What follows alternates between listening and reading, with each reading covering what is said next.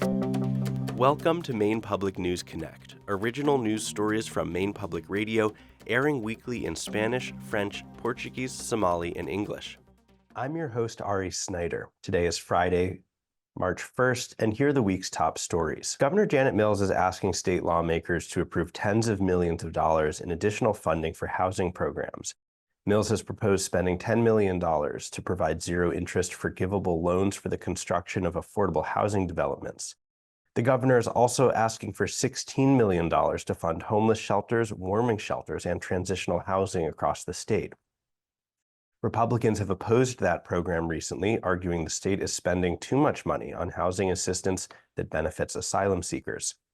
Lawmakers are just beginning the process of reviewing the governor's supplemental budget request. Governor Mills has asked President Joe Biden to issue a major disaster declaration to help Maine's 8 coastal counties recover from 2 severe storms that hit the region in January.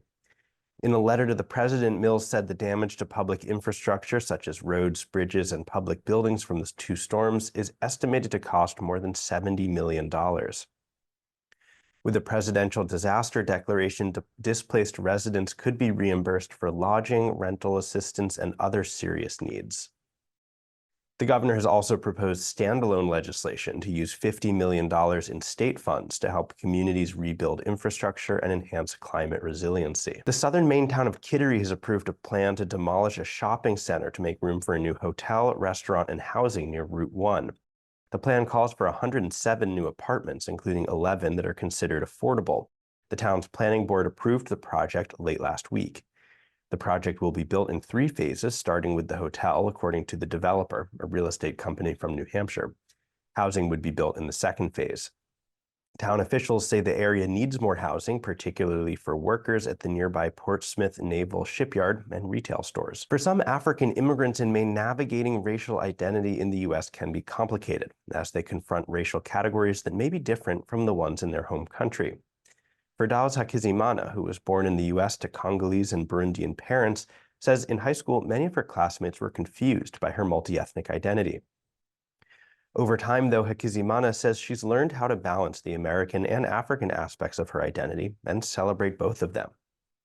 To read the full article on this topic, also translated into multiple languages, visit MainePublic.org. This has been Maine Public News Connect. We'll see you next time.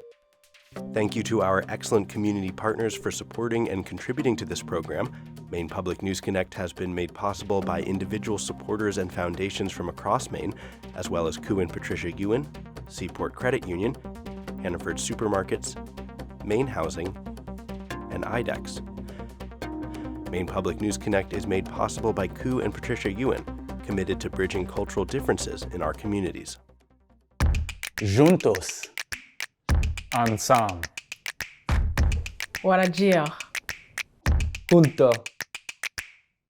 cPort Credit Union. Together.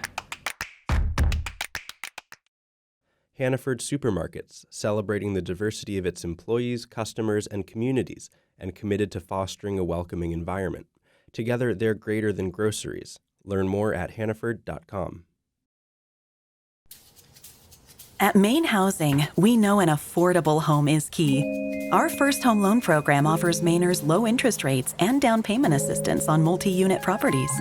Learn more at MaineHousing.org. You can compare plans and get financial help to lower your cost at CoverMe.gov, a resource for finding health insurance that fits at a price that works. Good work lives here. The Maine Apprenticeship Program gives you a paid job and training. Learn more at maine.gov/apprenticeship. Things are changing with MaineCare. Stay connected to stay covered. Update your contact information at mymainconnection.gov.